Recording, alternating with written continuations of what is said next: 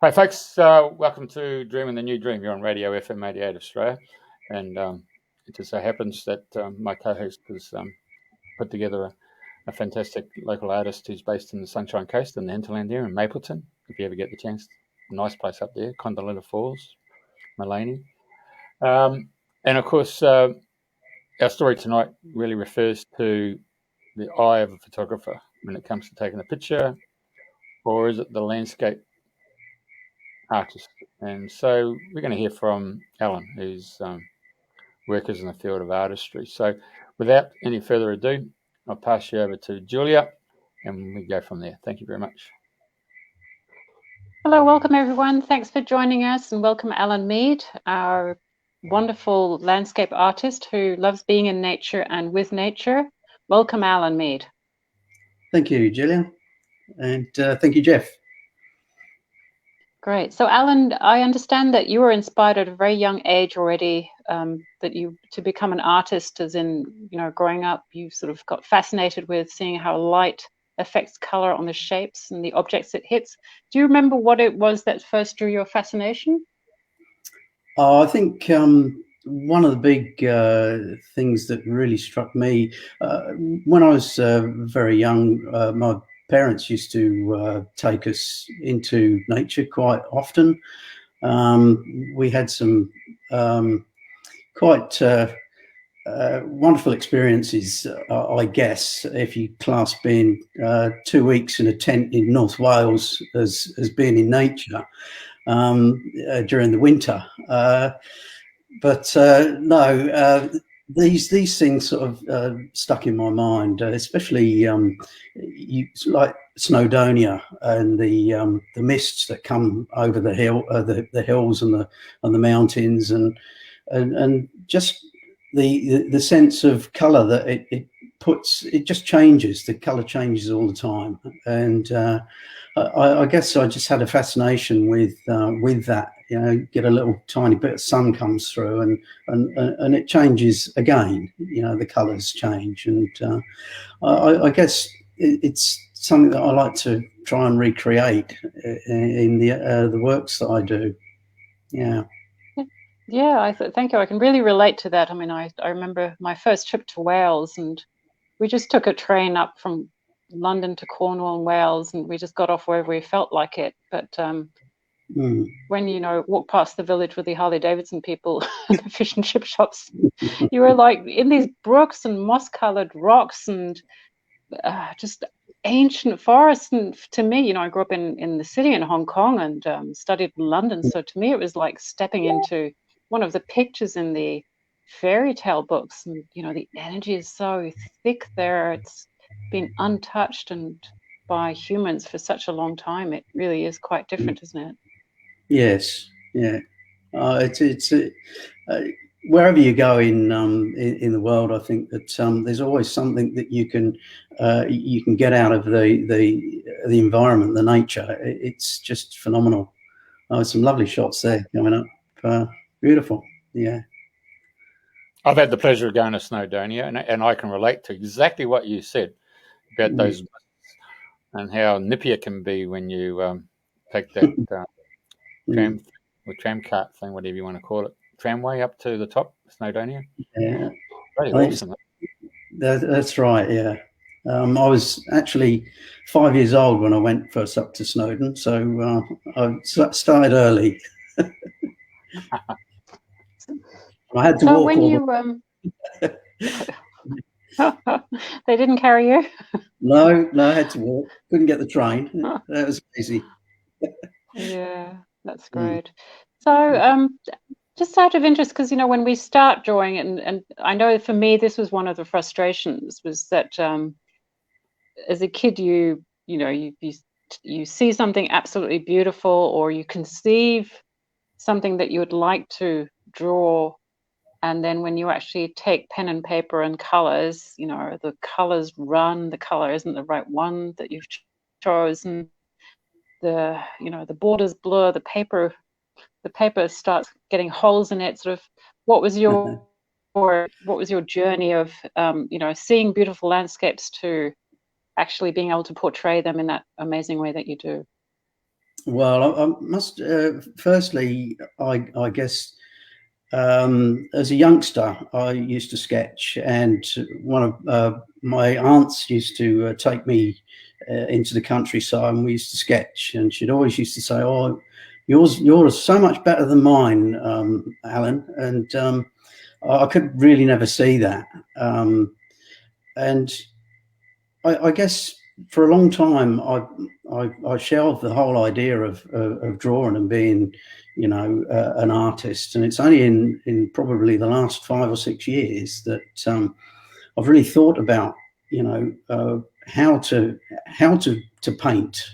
I've always been able to draw, but draftsmanship, perspective, and depth of field, but to actually think about and absolutely observe and take it in what you're trying to portray, and the techniques on how to get the best out of the medium is probably something that is a bit of a new journey for me. So, as I say, 5 years I've been oil painting.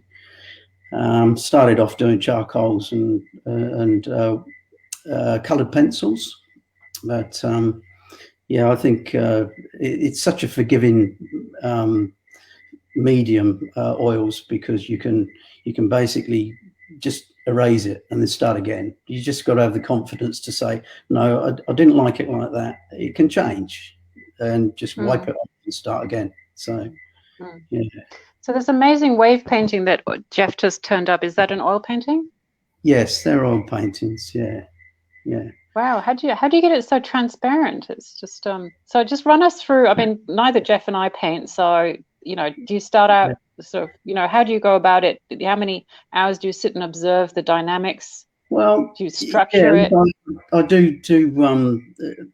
There's lots of pictures of waves, and also going down to the ocean, watching how it actually how the water comes in and how it goes back out into the sea, and the colours again is just experimentation, and seeing how the you see the wash going up into the wave as it starts to form, and it's all contrasts in colours. So, and then if you look really deeply into a wave, you'll see that there's greys there, and different colours. There's not just the colours that the eye automatically sees. There's lots of other sort of different shades and colours that come through. Like you're seeing right at the bottom of the wave, you're seeing the bottom of the seabed, basically. So and if you actually look into the wave, that's what you're seeing.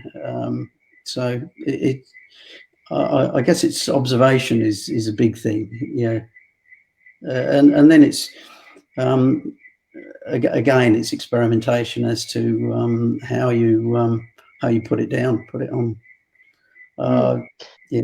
Let's stay with it. That's really interesting. And yes, as you say, I can see the seabed now, and this is for our radio listeners. We've got a beautiful green wave on a blue ocean, a typical Queenslander one, the really strong ones where most of your friends from overseas will look at that and then look at you and say, "Are you serious? We're going in there?" Because they're very strong and they can dump you. But there's just that absolute translucence and clearness and that beautiful force. And Jeff knows a lot more about waves than me. So Jeff, just those two waves, sort of, as a surfer and a lifesaver, what would you be telling us about those waves? Well, I'd say it must be at Bribey Island for that wave break to sort of come straight up and just drop straight there. Most of the coast beaches would be getting a wave at least 100 metres out, probably. And if there's a gutter in the between when you walk into the water, that can be. You have to watch yourself when you go across the gutter. It's to get out under the sandbank, which is where the big waves are. But no, that sounds like it's. For anyone watching this is a short, boom, straight smack dumper. And but once you get through that, you don't go full. You don't fully walk into the wave. You actually turn sideways, path of less resistance to get through it. But generally speaking, that can be quite dangerous for young children. So, if as a lifesaver, you'd be watching very intently to that type of surf coming onto the beach just like that. Mm-hmm. Well, there you go, Alan. It looks like a real wave that's dangerous. That's how good you are as an artist. Right, that's great. Thank you. Yeah. Anyway, so we got some other particular photos there, Alan. Surf is a very important part of Australian culture. I mean, when we go to the Commonwealth Games and the Olympic Games, our athletes are really swimmers, isn't it? It's just the nature of our climate. That's so, it. Yeah. You can see how important it is to have a landscape painting in your house just to represent Queensland, isn't it? Represent Australia. So. Mind you, I used to take the mickey out of a lot of English people when they were shipping back from Australia and just going back to England. And I used to say, "You sure you got a colour television set?" "Yeah." "Have you got any videos of home and away or, from a bay, that stuff?" "Why is that?" "Oh, it's like in England here. It gets dark and gloomy and pretty gloomy." When he's talking about the weather, at least you can turn on a colour television and watch Australia and see all the different colours that come out. Yeah.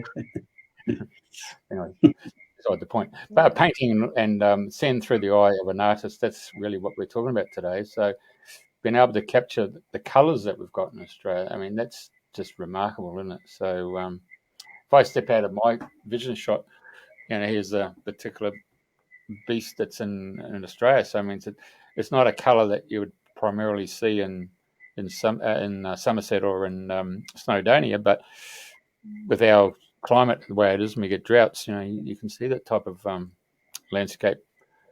It's quite melodramatic, isn't it? Really, it sort of blends everything. It's very true. Yeah. Let's go to your. I think we're in Thailand or Bangkok or something. Where are we? Or Vietnam? I think with this particular next photo.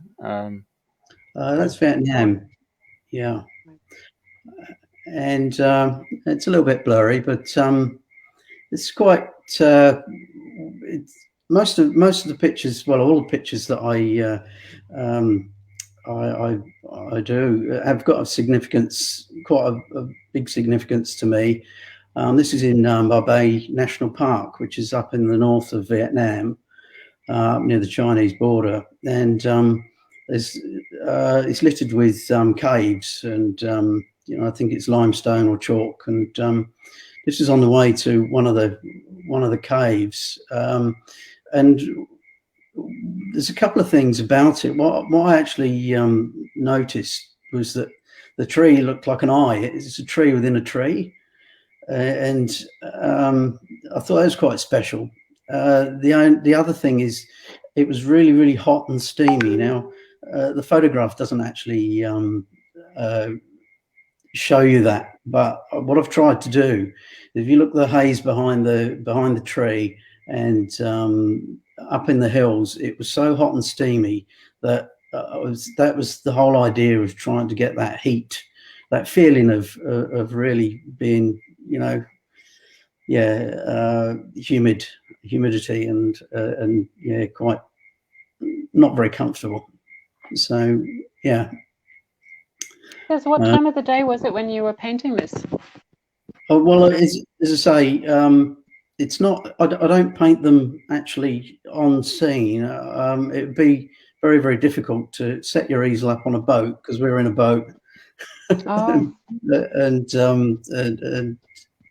paint the picture. So it's a copy of a photograph that I've taken. All of my works are taken. Are done from photographs that we've experienced and been to places, and I guess while I'm painting, it takes me back to those absolutely wonderful times that we were there, and for how long? Probably a couple of weeks it takes me to actually paint it. I'm back there in North Vietnam, and I'm really enjoying that, and it just becomes part of you. And with all the paintings, that's how I feel. It's like a revisitation as to where you've been. Yeah, and you've really captured the the quintessential for me as well. I was in North Vietnam in January last year as well, and it's just those mountains are so important to them because that's where they hold up, and they actually managed to defeat the French against all odds. Nobody expected them to do that.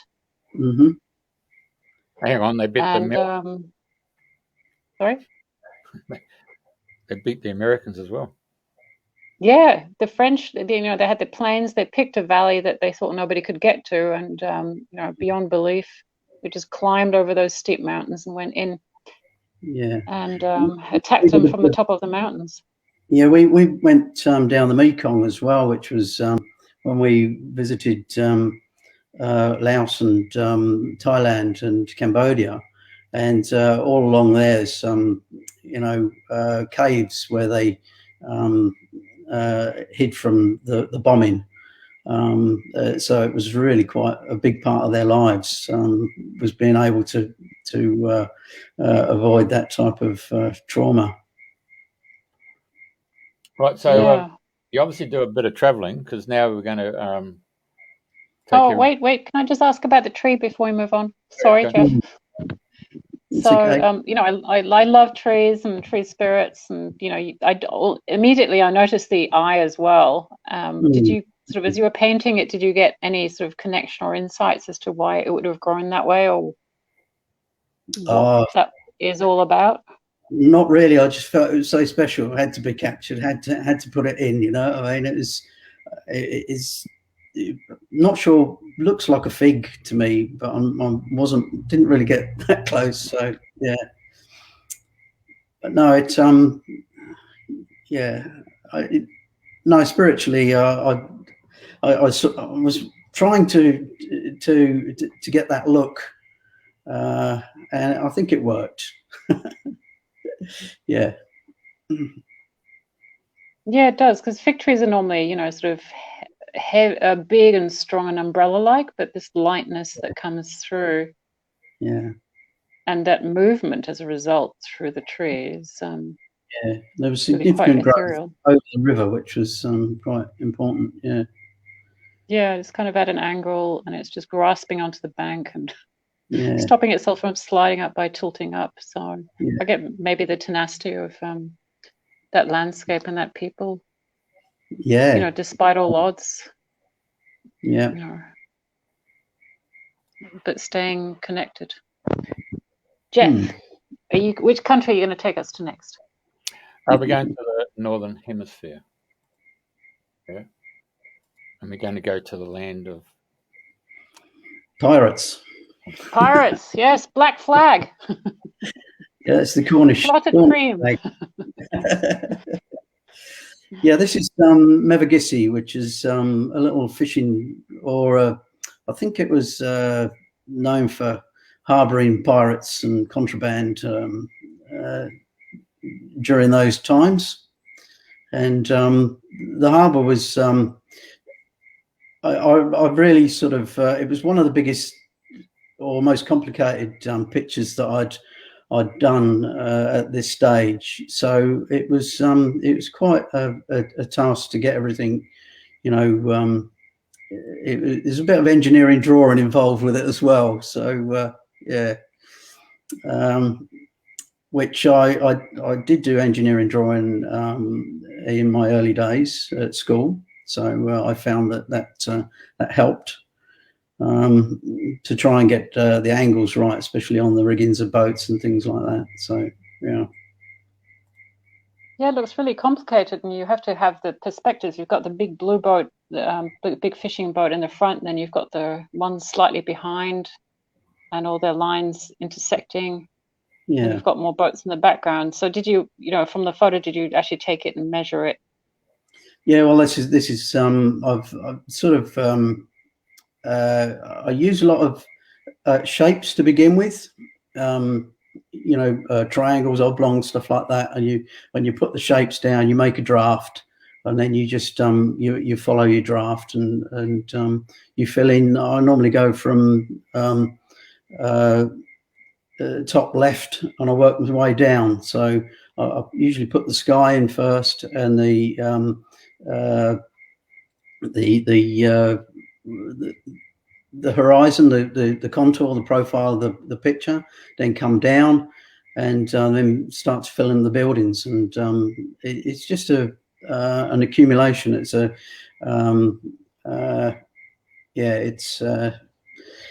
it evolves, put it that way.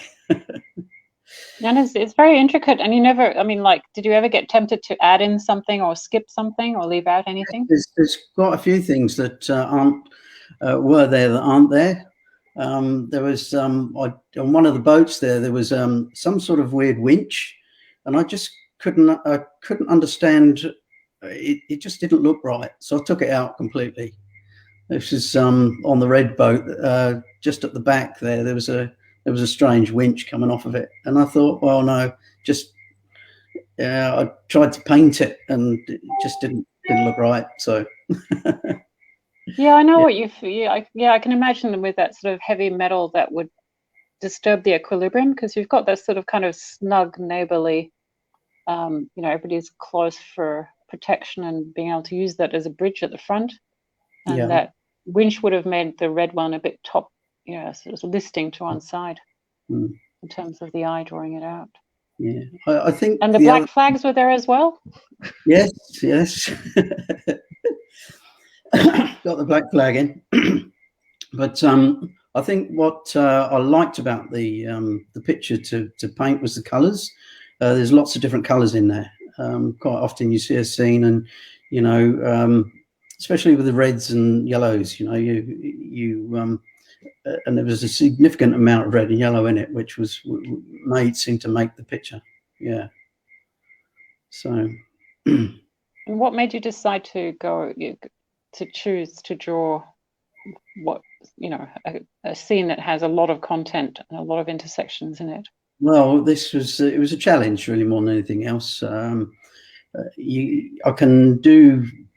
I have been doing lots of landscapes, and thought, well, this one would be a real challenge, especially I find the background very, very difficult sometimes to blend, to look as though it's the background, and not be part of it's got to be very sort of faded and blending in, and some of the areas were very, very difficult and took me ages to do, really quite a long time. And a lot of it, you wipe it off and say, no, that's just not right. I need to go back and redo that. So there's quite a bit of heartache in it sometimes. Yeah. You could almost become quite forensic, because as I'm looking at the background and you're talking about it, I see the pink house and the yellow house and the lights reflecting and bouncing off that. And at the same time, you've got the light that's also, it's a harbour, so it's bouncing in from the east side onto the blue house. There's a coach there. I think there's a tanker in the back there. So yeah, you tend to look deeply into things. It's a little bit. It's the picture's a little bit blurry, but yeah. I've blown it up. That's the issue there. Hey, I've just been getting into your harbour there so that people could actually see the realism of a photo, and then show your piece of art here to sort of give people a true reflection of what you've gone and seen, and then you've put it onto canvas. So yeah, so this is low tide, which I found quite fascinating, with the water receding, going back out, and the lines of the chains that are in the mud, and it's just I'd like to capture what I see and also enhance it as well. So, quite often you have a photograph and the photo isn't quite how you want it, but you've got the basis there, so you can sort of put a little bit of color and a little bit more light in, and it tends to just make it lift off the canvas. Yeah, it's good. I enjoy it. I enjoy being able to do that. How long did that picture take you to paint? It's hard to say because I can't paint 24/7. You know, I can't paint 8 hours a day, so it would be sort of like stints of a couple of hours at a time, and sometimes I find that I'm just not in the mood, and you sit down and everything you touch just, I didn't want to do that. I didn't want to do that.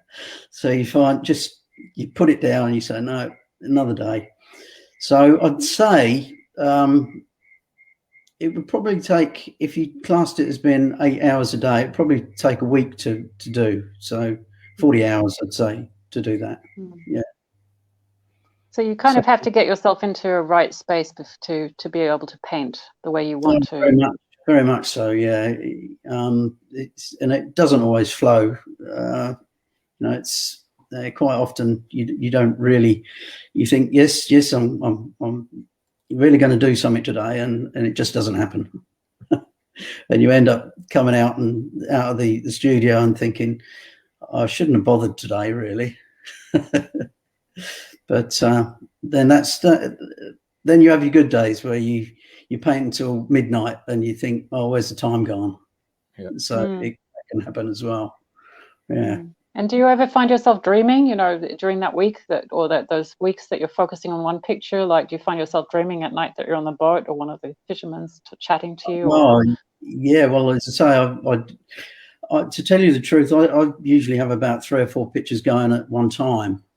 And because I like to vary the colours, I like to vary where I am, so I don't get bogged down and just focus on one thing all the time. So I like to do that, but no, very much so. I'm there. I really, when I start a painting, whenever I pick it up, I'll revisit wherever it was that I've taken it. Or so you're like a millennial. You can create 3 scenes at the same time, all very different.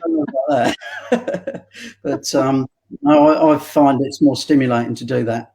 To just, okay, when things aren't going well, you just take that to one side. Let's put another one up. Let's change some colours. Let's have a different. I was doing some trees, or was doing a boat, or doing some sea or sky. So if one thing's not working properly, just let's go and do something else. So that's how I tend to work things, and it seems to work okay. Yeah. Well, let's talk about the stimulation. What makes it worth you returning and putting all that effort and time and focus in that area. Sort of, what do you get out of painting landscapes that you don't get out of, I don't know, say gardening or engineering or walking the dog? As I said before, I don't tend to be able to paint 8 hours a day. So I have got other interests, and quite often do a bit of building work and renovations, and I love my garden. So it's one of those things that I can put the paintbrush down and go out into the garden, and then I can think about it, and then think about, oh, okay, well, I haven't tried this. I'll try, if something's not working, I haven't tried that quite, so I'll go and give that a try. And so, yeah, in answer to your question, what do I get out of it? Well, I guess I've been given a gift, so I feel as though I need to use it. And I like to. A lot of people say, "Oh, I really love your artwork." So that's nice to have that feedback for people to say, "I really like what you're doing." So that gives me more encouragement and incentive to do more and do better pieces. And I feel as though the more I'm painting, the better I'm becoming, technique-wise, anyway, and learning how to do things and how to do things probably a little bit quicker than I did before, and knowing how to use the brush and certain techniques, you know. So yeah, it's just a learning curve for me. I'm enjoying it. It's great. Yeah. How did you find out that you do? I mean, you do have a gift, but how did you find out that you were, you know, better than most people, and that it was worth, you know, that you were really good? Yeah, well, it was funny because I mean, I'd put it on the back burner for years and thought, no, you know, I might one day I might pick it up. And Dawn and myself, my wife Dawn, we've got some friends that go up to Bowen every year, and they invited us up. That's Airlie Beach, Proserpine, a bit further up, Bowen, and we visited them for a week. And while we were up there, our friend suggested she was doing some art lessons in Proserpine in Airlie Beach, not Proserpine. And she said, "Do you want to come along and they you know, assist you in doing some drawings?" And so I said, "Yeah, okay, well, I'll come along." And they put some pictures in front of me and said, let's draw these. The first one I think was a lion's head, and then I did a little frog, and at the end of it, the teacher came up to me and said, "Why aren't you doing this full time? Why aren't you making a living out of this?" I said, "Well, I'm not that good." And she said, "Oh, I think I'll send you some things, some exercises to do with certain mediums." And it started from there. So with that encouragement, I decided that she said, "Well, now that you've sort of done charcoals and drawings, and why don't you try some bigger pieces?" So I started with the one of Borneo that I think you've got the other one there. Yeah, we're going to talk about that next. So we'll just look at this. So you basically were in Borneo. Where was that in Borneo? That was Sabai. It's just down from it's northern Borneo, the Malaysian part of Borneo, and it was coming down to. I think I sent you the picture in the link. Yeah. And we were in search of wanted to go and have a look at the proboscis monkeys, and they're only found in the Garama and Cleese wetlands. And this was on the way back. We'd seen the monkeys, and the sky was just phenomenal. And that's from the back of the boat. You can see the waves, sort of, and the ripples in the water. But I feel as though this was a real starting point for me, because if I look at this now and I think, wow, I've come so far, because to me this isn't as good as it could be. So it's a real learning curve in the way that my technique has really improved from this initial picture. It's hard for maybe you to see, but I know from my personally, I know that it's a real growing edge for me. But that was the first large one I did. Yeah. I'm really admiring that picture, because seeing if I can learn from you. You've got the sun there, and then you've got the clouds on the left that seem to be a bit spiraling, a bit like a it's if such you took candy floss and spiraled it a little. So do you actually turn the brush as you're doing it to try and show the direction, or do you work more on a texture basis so that you've got different? I use these days. I use the colours and blend them together to get that sort of feathery, rounded. So you start with your lights and you work into your darks. So it's just a technique that I've sort of developed over. As I say, I don't think this is one of my better works. I think the ones that I've been doing in later times, the technique has improved, put it that way. But looks pretty good to me. I mean, the reflection on the water sort of. So you're saying the light would have been there first, and then you basically put in the silhouettes of the horizon. Yeah, well, what I do with paintings is I underpaint first. So basically, you put a wash. So you'll create a sort of a rough horizon, and then you'll start with the sky. I always start from the top top left and come down. So you put your clouds in first. So quite often you'll see the painting, and it's a painting of clouds to the horizon, and then I always tend to put the darker colors base first, like right down the bottom. It's quite dark, and then because if you look into bushes and trees and the ocean, the hardest thing to get out of it is the correct depth, the dark part. Usually, that's how I feel. And what I do is then layer on top, and then you layer the lighter things on top.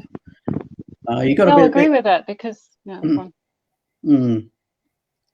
got to be a bit. With that because even in when we're like dousing or clearing energetic spaces, there's always a ratio of light to yin to yang and light to darkness. Plus, you've got the other elements and the movements. And if you're painting, just pure nature, water, land, air, earth, and light like this, the source of light.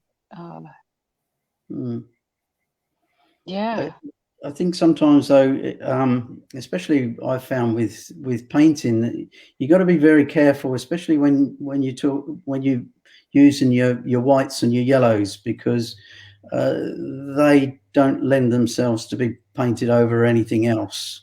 So if you've got something that's really white and bright, you don't want anything under them, because it's the yellow paint is like transparent and the white's transparent. So you put white over dark or a yellow over dark, you're going to get a green coming through.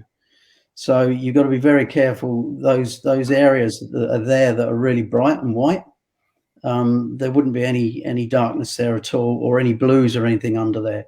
So you've got to be careful where you underpaint and what you're trying to achieve. Yeah, it's quite complex sometimes.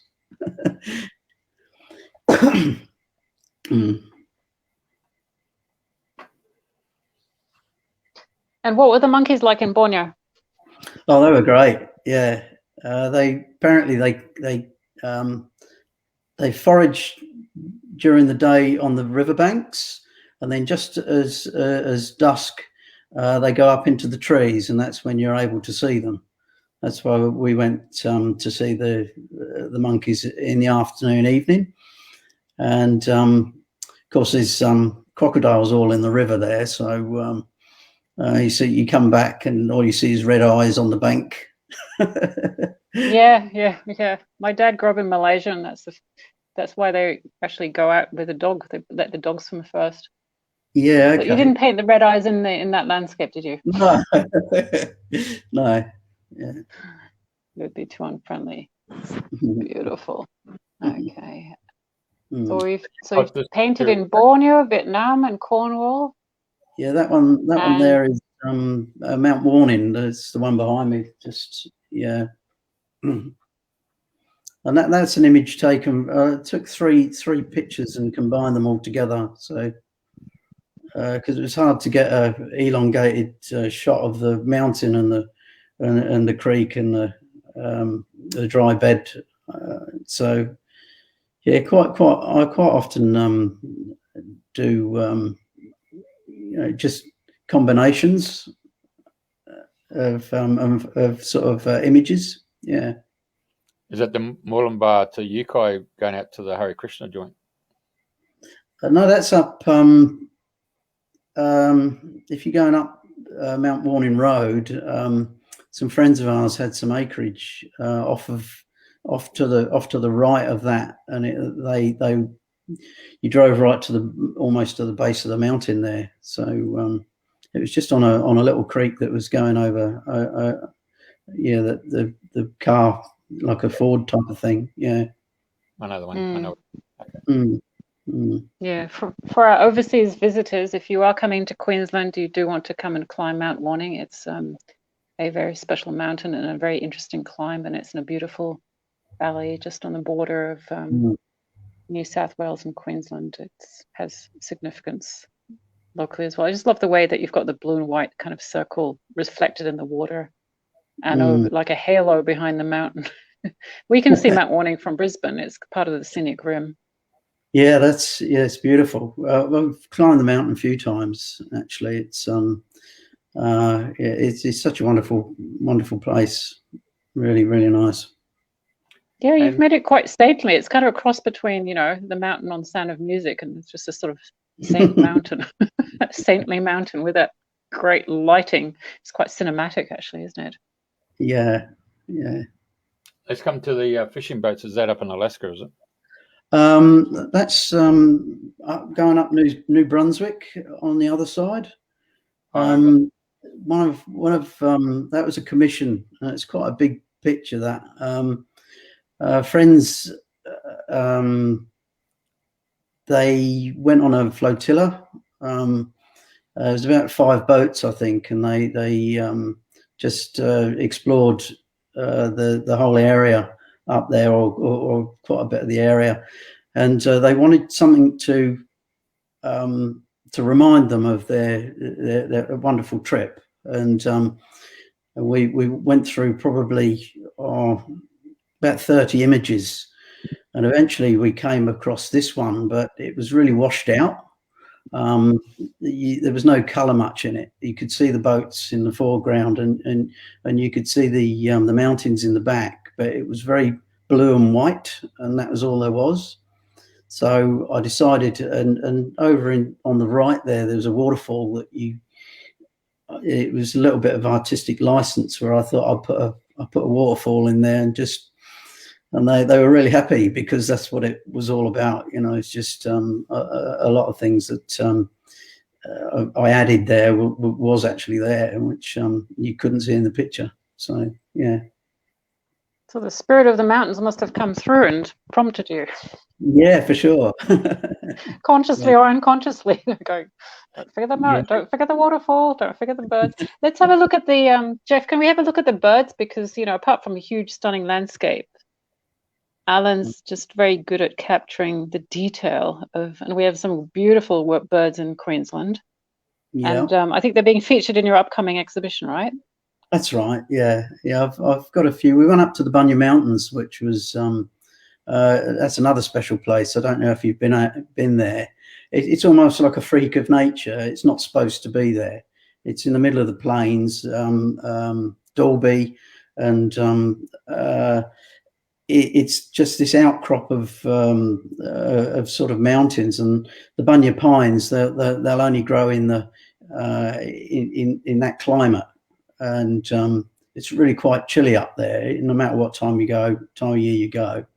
And you can stay in little guest houses up there, and it's quite special. There's a lot of wildlife up there, and fortunately, when we went was in October, when all the grass trees were in flower, and with the grass trees being in flower, you get the birds, and that was those. There was 3 or 4 different types of birds that were really. I've never been so close to them before, and one of them was the eastern spinebill and the scarlet honey eaters, which were wonderful, And my parents were keen bird watchers in the UK, and I guess I've developed a little bit of a love for birds through them. So yeah. I love that type of thing in nature. Yeah, you certainly got that sort of really that inquisitive alertness that they have. They're not dopey. No, they're fast. I must admit that's that, it, Jeff. Like, Dawn's quite a good photographer, and she takes a lot of photographs and images. And I say, wow, that's great. I'd love to paint that. So that's how it comes about sometimes. Yeah. Oh, what a beautiful comment. Yeah, that's at Enoggera Dam. I don't know if you know Enoggera Dam. We've been there recently. Yeah. We probably went past the same bird. It wasn't as skinny then. Yeah. And the one below, that was the first one before the big Borneo one. That was a test, just to see. That was up at, I don't know if you've been to Ceres Creek, just before you get to Rainbow Beach. It's a freshwater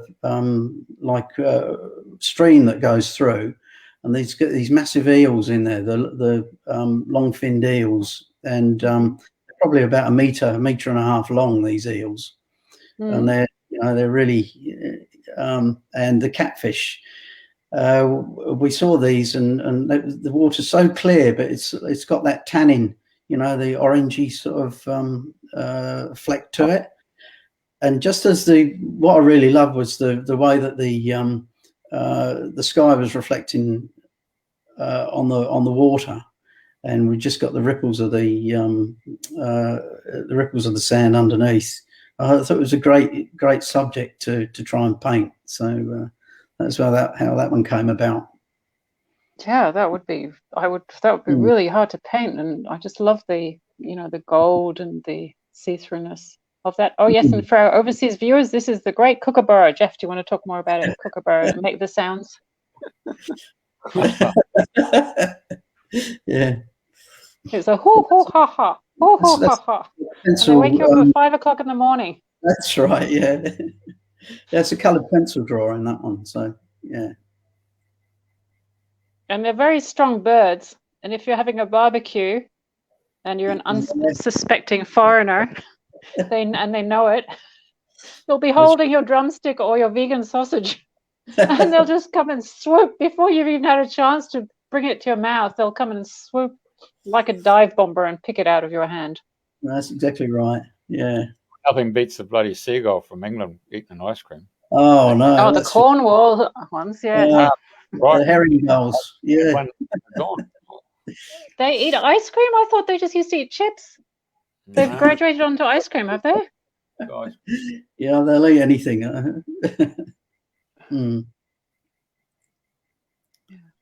Oh, and that beautiful husky.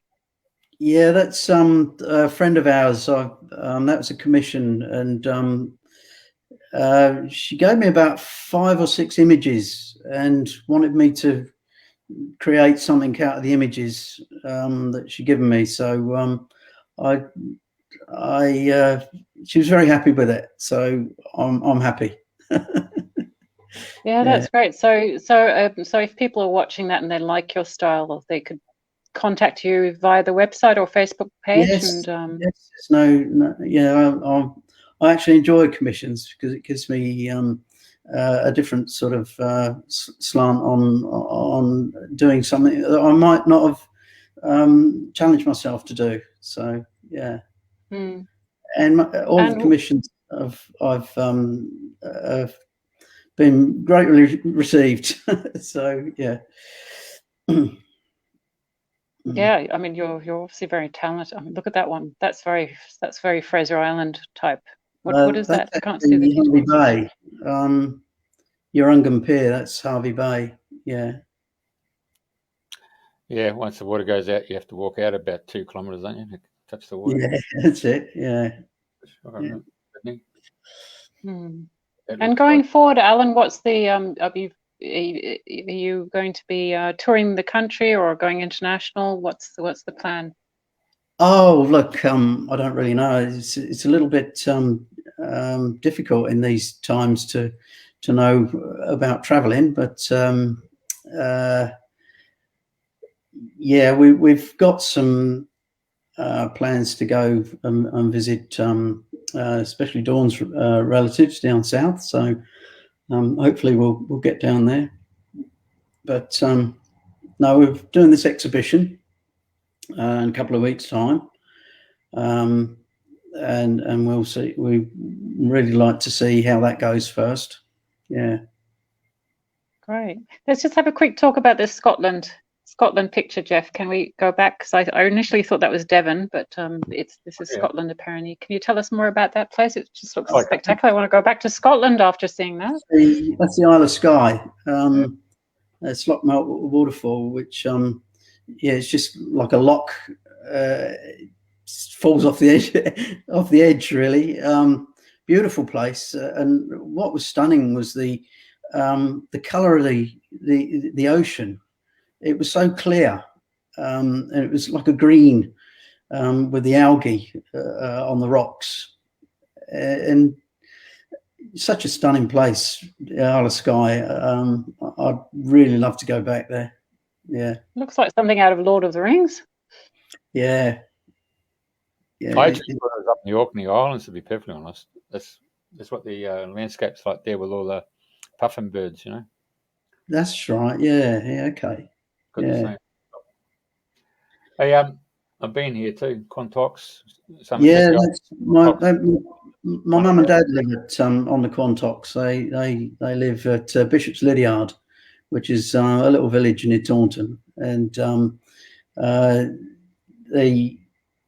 my sister also and husband live there. And the last time we went over, we went up to the onto the Quantock Hills and went through the lanes there, and the beech trees are amazing. They're so surreal, I think. But yeah, just had to paint them. Yeah. Yeah, but it's quite varied. Yeah. Yeah, you really sort of it's not like you just do waves. You really really represent the diversity of nature. Or is that still life there? Yeah, that's a still life. That was one of my early ones. Probably before I even what actually happened was a friend of ours that I used to work with. We used to meet at the Belgian Beer Cafe in Brisbane, and that was his favourite place to be. And unfortunately, he got electrocuted, and I sort of it hit me a little bit, and I thought, well, I'd like something to remember the guy by, and I thought I'll do some of his favourite beers, and I'll do a still life. So that's how that came about. Yeah. Oh, isn't that lovely? Because I certainly do notice that. For the radio listeners, it's there was also wine and cheese and grapes and fruit, and often it's actually a great tradition here in Australia at sunset because people get off work early because they start early. So they'll basically prepare a plate of cheese and maybe some grapes, some walnuts, figs, and take out a cold glass of wine and go and sit out and watch the sunset. That's right. Wherever they are. Yeah. Oh, that looks very almost Dutch. These were my very early when I first started. This was a bit of a test in pastels. So it's peach and grapes, and these are really early pictures that I sort of was honing my skills, as it were, to eventually start to do the oils. Very strong painting, I have to say. Very strong. Yeah, I agree. That's like, it's stunning. It's it's so much form compared to the landscape, but perfect form. Oh, and you're doing people, because I was just going to say, you don't do people, but then yes, here we see you do people and kids. Yeah, so we have a picture of a child, a toddler. This is my grandchild. This is my granddaughter. This is Alice, and her other grandfather. It was his favorite picture of her. So he said, "Could I do one for him in oils?" So it's only a small picture, and it was very difficult because of the size. oils isn't always, and canvas isn't always, I find, easy. When the larger it is, the easier it is to get detail, but the smaller it is, it's very, very difficult. Yeah. These guys are Pakisser Island. We went on a a week snorkeling holiday to Vanuatu, and ended up sat in the resort for a week. It was during Cyclone Donna, I think it was. So we had a week of torrential rain, and this was just before it hit. They were getting supplies in. That's fuel for the generator. They roll it up in barrels up on the beach. So I thought it was quite a nice shot, actually. And this is a painting, not a photograph. No, that's my granddaughter again. That was when she was her first experience at the ocean. So, and it's a painting. It's painting. Yeah. My gosh. Wow. And this is a colleague of mine that when I worked in Brisbane, she was getting married, and I said, would you mind if I painted a nice big picture of you? And she said, no, that's fine. She's going to collect it when she's in Brisbane next. She's in South Australia at the moment, so yeah. And I just love the colour, and it was quite a challenge to try and get the gold braid and that in the bodice at the top, and the patterns. I did have quite a lot of trouble with the patterns, but to get them uniform, I spent quite. Well, Alan, all I can say is that you like a challenge, because like a bridal. A Indian bride in her sari with all that gold jewelry. I mean, that is so intricate. That's that's asking for trouble. But you've done it incredibly well. Thank you. Yeah. Great. Well, Alan, thank you very much for coming on the show. I guess one last question before we part company with our beautiful audience that's been watching and listening to us. If any of them are hobby artists, but they haven't quite decided to go full-time yet, and they're not confident, as somebody who's been there, done that, what would your advice be to them? Well, I guess for me, it's you're only sort of restricted by your imagination, so you go for it and just try it. And don't be afraid to make mistakes, because that's the only way that you move forward. And say, okay, make mistakes, but think about what you're doing and how you did it, and then try something new. Try a different brush technique. Try over painting, under painting. It's all trial and error, and I guess it's just having an interest in wanting to create something. I mean, for me, I'm a realist, and I like to paint what I see. Although I am venturing into other different genres. I've been doing a couple of sort of like spiritual type of paintings.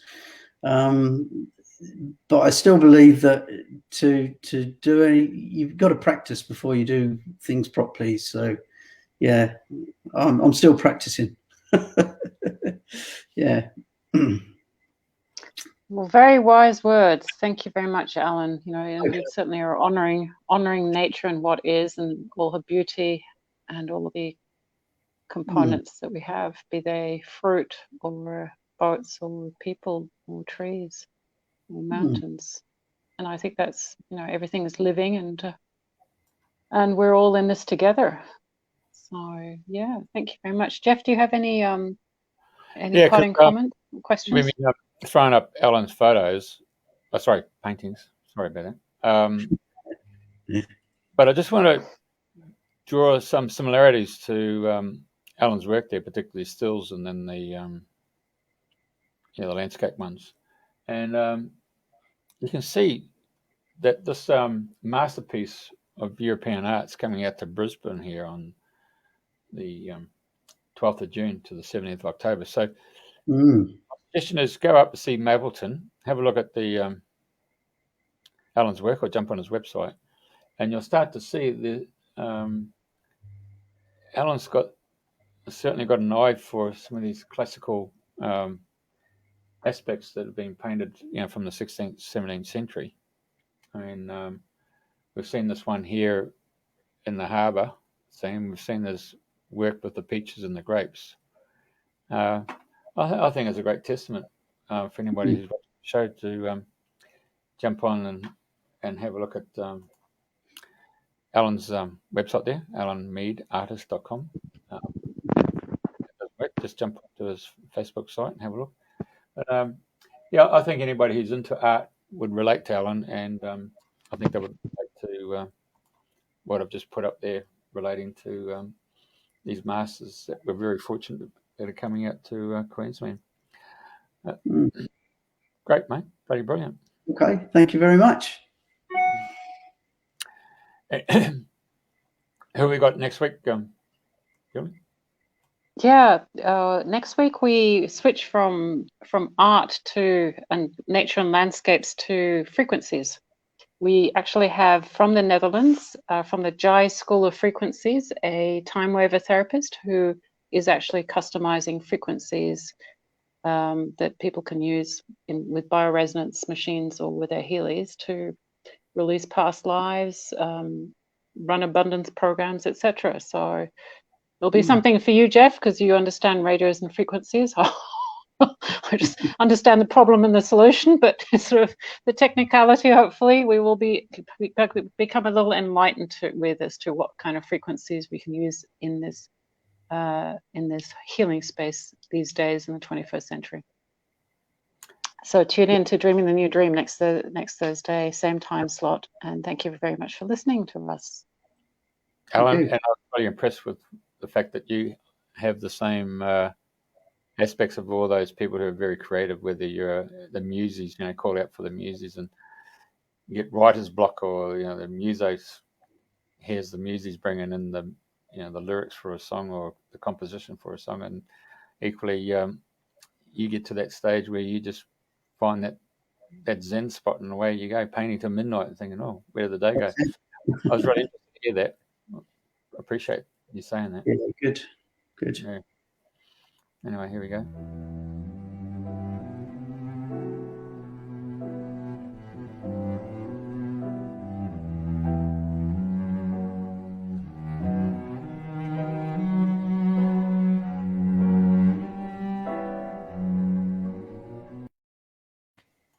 Right. Thank you very much. Oh, great. Thank you. Okay.